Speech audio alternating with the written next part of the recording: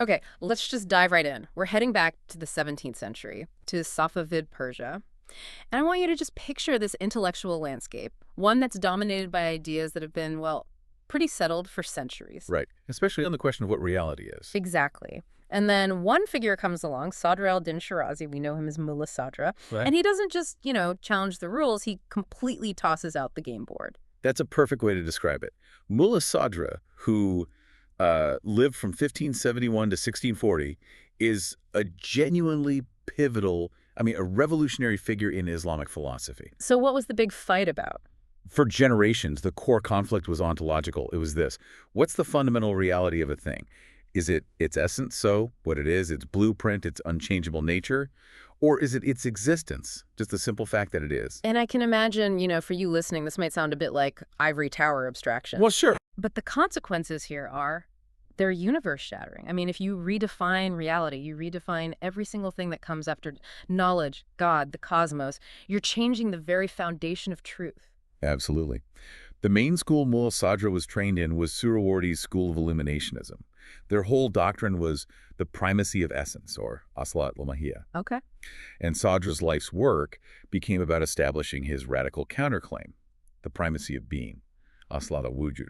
So our mission in this deep dive is to really get into how he pulled off this massive ontological turn, moving philosophy from static definitions to a dynamic reality. So let's start with the structure he had to dismantle. What was the Illuminationist argument for the primacy of essence? What was he up against? So Suhrawardi, who founded the school back in the 12th century, believed that only essence was real in the outside world. The essence, or the quiddity, is like the blueprint for a thing. The whatness of it. Exactly. If you're looking at a coffee cup, the cupness, the form that makes it a cup, that has objective reality. Okay, so if the essence is the real blueprint, where does existence fit into that picture? For them, existence was just an empty concept. They called it an intellectual property. It's something our minds add to the essence when we perceive it, but it doesn't correspond to anything real out there. So it has no ontological weight. It's just a mental label. A mental label, a linguistic modifier. And their argument was actually quite clever. How so? They'd say, look, if existence were a real property, separate from essence, you'd run into this problem of infinite regress. Ah, okay. The idea that if a cup's existence needs an existence to exist, and that existence needs another, you just go on forever. Precisely. You can never ground reality. So they concluded that essence must be the only stable, immutable ground. It has a kind of logical necessity that existence just seems to lack. That position it sounds deeply Platonic, doesn't it? Prioritizing these eternal forms over the messy reality we actually experience. It is. The connection is very deliberate. And this is so important because fast forward a few centuries, and you have Western thinkers like Martin Heidegger looking back at all of Western philosophy. Starting with Plato. And criticizing it for this exact move. Heidegger called it the historical abandonment of being in favor of beings, or essences. So Sadra was dealing with a school that had really entrenched that Platonic idea deep inside Islamic philosophy. So Mulla Sadra is educated in this school, which has built this incredibly rigorous, logically tight fortress around static essence. So how does he break out? And this is where his personal story becomes so dramatic. He actually started his career as a defender of the Illuminationist view. Oh, really? Yes. But then he has this profound conversion, and it wasn't just rational. He says it himself, that he defended the primacy of being only until my God guided me and showed me his proof. So it's less like he published a new paper and more like he received a revelation. That's exactly how he frames it. And this kind of thinking, prioritizing inner spiritual experience over dry logic, it immediately put him at odds with the establishment in Isfahan. The religious and political powers? Yes. His ideas were seen as radical, even heretical by some scholars, especially his sympathy for Ibn al-Arabi's unity of being. So a philosophical debate becomes a matter of survival. What did he do? He chose solitude. He was facing intense hostility, basically intellectual persecution. So around 1610, he voluntarily left the capital, Isfahan, and went into a decade-long exile in this tiny, remote village called Kahak. And that solitude, that must have been the crucible for these new ideas. What happens in Kahak? It was a decade of intense discipline, both spiritual and intellectual. He reevaluates the entire system of essence-based philosophy, and he calls it the darkness of illusion. Wow. He realizes his predecessors were trapped by the logic of definition, which was hiding the true, luminous reality of being. His new path was to recognize that the question of the meaning of being had to come first. So if the old tools, Aristotelian logic with its genus and difference, if that can't grasp being, what does he use instead? He argues that rational discourse just isn't enough. Being is too fundamental, too self-evident to be captured by human definitions. Instead, he says its truth can only be accessed through an intuitive, direct knowledge. He calls it illuminative presence. A direct perception, not an argument. Right. Mulla Sadra is saying being isn't some mental concept we invent. It's the most objective reality there is, and we know it through this direct, intuitive experience. In fact, it's the most evident thing of all, isn't it? Yes. Even if you try to deny the existence of something, you're still asserting the existence of your thought. Being is the necessary condition for everything, even for the concept of non-being. And this neatly sidesteps that whole Illuminationist critique about infinite regress. Because being is self-sufficient, it doesn't need another existence to exist. It just is. Okay, that sets the stage perfectly. So if being al-wujud is now the foundation, what happens to essence al-mahiyya? It can't just vanish, can it? And this is the elegance of his solution. Sadra says being and essence are ontologically inseparable in reality. They aren't two different things glued together. They only differ in our minds, in the realm of thinking. When our mind tries to grasp a particular thing, a human, a plant, it performs an abstraction. It sort of mentally peels away the fact of its existence to focus only on its definition or structure. So essence is just a mental label. It's a concept our minds create when we analyze something that exists. It's a structure of our thought, not the structure of reality itself. Precisely. It's what happens when we try to wrap rational language around reality. But this creates a new problem.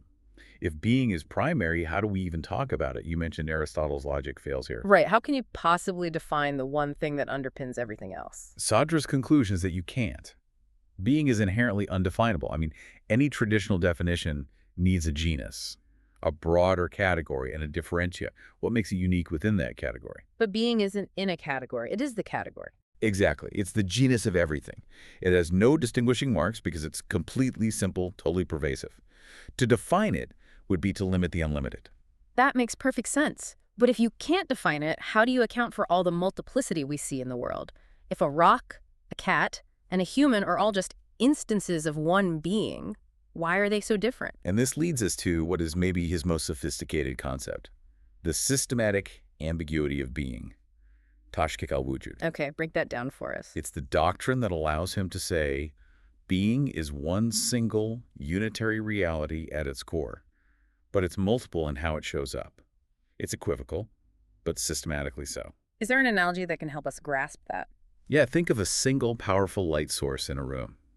The source is one, it's unified, but it illuminates the room unevenly. Some spots are brighter, some are dimmer. Exactly. The modes of being are like that light. They're all identical in their source, they're all light, but they differ in their gradation. They're not separate realities, just different intensities of the one reality. So the difference between a simple plant and a human isn't a difference in what they are. They're both being, but a radical difference in the intensity and perfection of their being. Yes.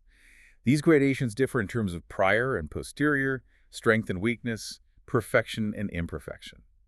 A human possesses a stronger, more intense, more perfected mode of being than a plant does. Tashkik al-Wujud is the master key to his whole system because it lets being be both the principle of unity and the principle of difference at the same time. Everything is one, but everything is also different, based purely on its existential intensity. You got it. This is already a massive shift from a static world of definitions to this dynamic world of intensity. But let's talk about change itself. I mean, Sure. Philosophers before him, following Aristotle, they only accepted accidental change. Right. A chair's color can change or its location, but its core substance, its chairness, that was seen as stable. Mulla Sadra must have seen that as completely inadequate. Utterly bankrupt in light of the primacy of being. If reality is this graded field of intense existence, then change has to be fundamental. It has to be continuous. And this leads to his most radical cosmological doctrine, transubstantial change, or al-haraka al-jawhariya. Transubstantial. So the very substance, the core of a thing, is in continuous motion. Precisely. Change isn't just something that happens to a substance. Change is the substance. Every single existing thing is constantly transforming from the inside out in this evolutionary way. The universe isn't a collection of static objects. It's a single, continuous, self-transforming act of being. Wait a minute. If the chair I'm sitting on is constantly changing its substance, how do I know it's the same chair from one moment to the next? What provide its identity? That is the core challenge. Mm-hmm. And his answer lies back in the unity of being from Tashkik al-Wujud. While the substance is in constant flux, the mode or degree of being maintains a unity, and the change is directed. Directed. It's an irreversible movement toward greater perfection, from potentiality to actuality. The chair is substantially changing, but it remains within the graded intensity of chair being. The change is an evolution, always moving from a less perfect state to a more perfect one. And this has massive implications for our understanding of time. Huge. Time, or Zaman, is no longer just a passive container for events. If the very substance of the world is always changing, then time is simply the measure of this transubstantial change. So the world isn't just in time. The world is substantially temporal. Time is the dimension of existence constantly renewing itself. You've got it. Okay, let's bring the 17th century Persian thinker into the modern conversation. The parallels with 19th and 20th century European philosophy are, as you said, uncanny, especially with Martin Heidegger. They are. The most obvious connection is that both thinkers, completely separated by time and culture, insist that the primacy of being has to be the starting point for any real philosophy. And they share the same historical diagnosis of what went wrong. Exactly. Both of them look back at the tradition, starting with Plato and Aristotle, and say it led to this abandonment of being, Heidegger's term. Sadra called it the darkness of illusion. Different phrases, same fundamental critique. And their third point of agreement. They both agree that conventional logic, the kind focused on definitions, is totally inadequate for grasping being. Both of them demand a turn toward a deeper, non-rational kind of understanding. Their ultimate conclusions diverge pretty radically, don't they? Especially on the question of God. That's the clear dividing line. Mulla Sadra's ontology is an onto theology. It has to be. For him, being is a conscious, transcendent reality. It's God. God is the first principle and the destination of that whole evolutionary process. Whereas Heidegger tries to keep his work as pure ontology. Right. For Heidegger, being is the inner reality of things, but it's not a conscious, causal, transcendent God. Sadra needs God to ground the whole system's unity and purpose. Heidegger doesn't go there. Now, what about Hegel? Where does Sadra's dynamic, graded reality connect with Hegel's dialectical movement of the spirit? There's a fascinating parallel there. Sadra's idea of the systematic ambiguity of being, this vertical progress towards perfection, it really does mirror Hegel's concept of the Geist, the spirit, unfolding itself through history toward absolute knowledge. So both see reality as a dynamic, graded, self-unfolding process. Yes, but again, the key difference is in the nature of that ultimate reality, transcendent versus immanent. Explain that. Sadra's view is panentheistic. The world exists in God, but God is still greater than and transcendent to the world. For Hegel, the Geist is thoroughly immanent. The world is the rational unfolding of spirit. So Sadra might look at Hegel and say, He'd probably say that Hegel's reliance on rational thought to explain the universe is a step backward. It's a return to the darkness of illusion, prioritizing the conceptual structure of essence over the luminous, intuitive reality of being. this has been an incredible deep dive. Mulla Sadra's journey, that conversion he had in Kahak, it really did move the needle on reality itself, from a static realm of essences to this dynamic, evolving realm of pure existence. His core vision is so powerful. The primacy of being is the single unifying ground for everything, and that ground is never still. It's constantly transforming through al-haraka al-jawariya, always moving toward greater perfection. And this movement, this substantial change, it doesn't just apply to things in nature, it applies to us, to the human soul, to history, to the values and structures we build. Which leads us to a final provocative thought for you to take with you. Sadra's entire system implies that the knower and the known are ultimately united, because they're both just different modes of the same single reality, being. Okay. So if this doctrine of continuous, substantial evolution towards perfection applies to the very fabric of human existence and history, does that fundamentally challenge any attempt to rely on static, eternal essences when we organize our societies?